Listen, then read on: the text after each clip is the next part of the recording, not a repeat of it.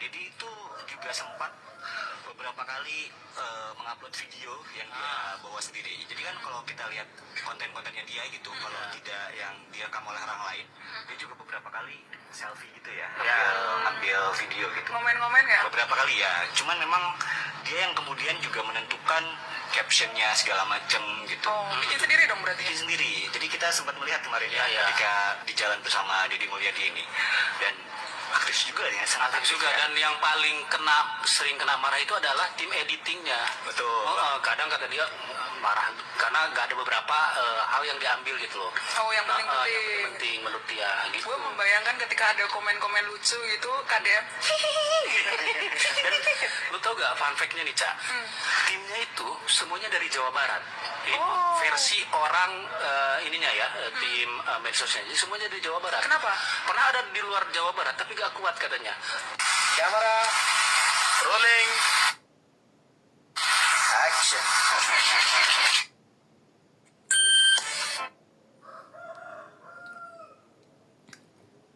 Assalamualaikum warahmatullahi wabarakatuh. Alhamdulillah.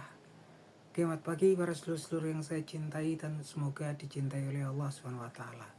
Oke para sedulur, jadi tadi ada sepenggal percakapan ya dari salah satu media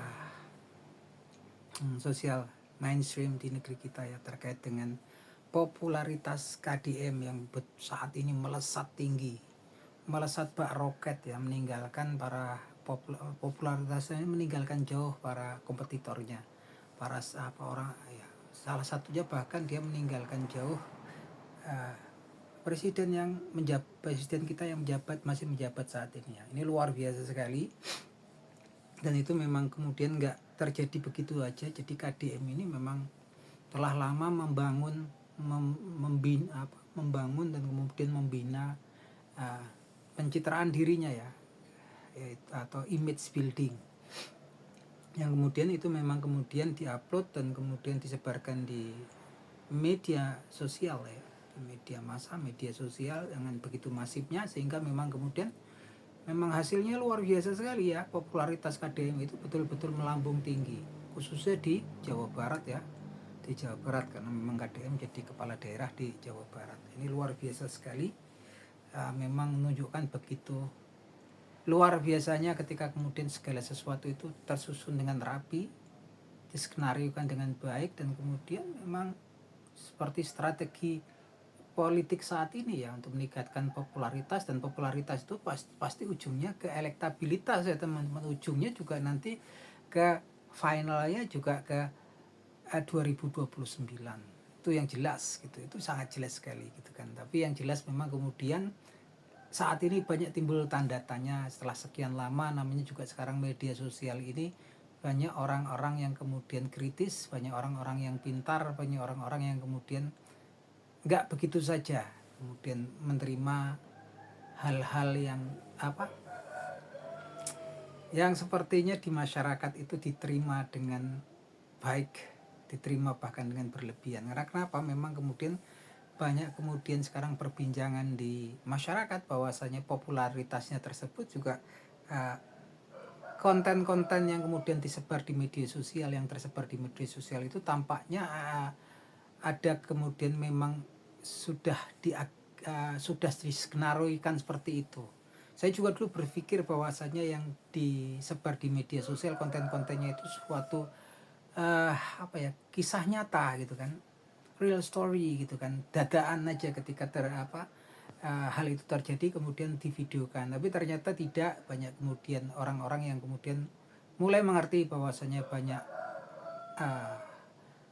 konten-konten yang tersebar itu merupakan hasil daripada tim kreatif, tim editing kayak tadi ya, tim yang memang disusun udah menskenariokan adegan-adegan yang ada gitu kan. Nah ini memang seperti akhirnya gambarannya mungkin seperti drama atau sinetron ya. Yang jelas kemudian kalau itu drama atau sinetron mengikuti alur skenario, tentunya nggak bisa kemudian kita mengenali aktor aslinya itu seperti apa sifatnya gitu. Karena akhirnya semua itu bukan sudah di skenariokan sebelumnya gitu kan. Nah ini yang memang kemudian kalau untuk hiburan oke ya teman-teman, untuk hiburan, untuk entertainment oke, tapi kalau kemudian untuk jadi tokoh yang akan memimpin negara kita nanti ke depan itu sebuah tanda tanya besar untuk saya sendiri ya. Kita nggak ngerti gitu kan, karena sangat kompleks sekali ya untuk memimpin sebuah negara itu, terkait dengan politik, termasuk dengan kebijakan segala macam lah itu kan.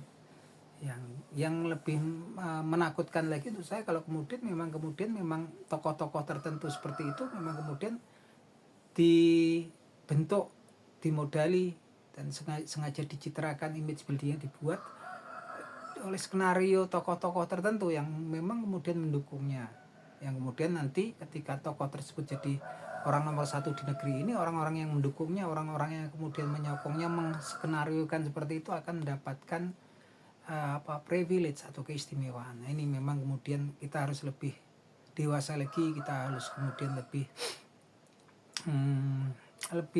selektif ya, lebih menggunakan akal pikiran kita yang open mind untuk kemudian menyikapi tokoh-tokoh yang sekarang popularitasnya melambung tinggi, yang ya kemungkinan diduga merupakan hasil daripada suatu hal yang sudah diskenariokan sebelumnya itu kan. Itu kalau menurut saya kita harus lebih berhati-hati sekarang gitu kan, karena itu memang akhirnya kalau kemudian itu merupakan adegan atau skenario, kita lagi-lagi kita nggak akan pernah tahu seperti apa sifat aslinya gitu kan. Itu kalau menurut saya. Jadi kalau menurut teman-teman dalam menyikapi tokoh-tokoh sekarang yang popularitasnya lagi melambung tinggi, dan kebanyakan sekarang tokoh-tokoh di negeri kita itu kemudian mengadopsi ya cara-cara yang digunakan oleh KDM untuk meningkatkan popularitasnya itu. Nah, itu sih sah saja karena memang kemudian nggak ada larangan untuk itu, tapi kemudian memang kita sepertinya harus kritis, harus kemudian lebih mawas, hati-hati gitu kan. Kalau menurut teman-teman terkait dengan popularitas tokoh-tokoh yang kemudian melambungkan popularitas mereka yang ujungnya ke elektabilitas itu, gimana menurut pendapat teman-teman tentang perilaku yang seperti itu saat ini? Oke, teman-teman, semoga ditunggu komentarnya. Akhir kata, wabillahi taufiq wal hidayah. Wassalamualaikum warahmatullahi wabarakatuh.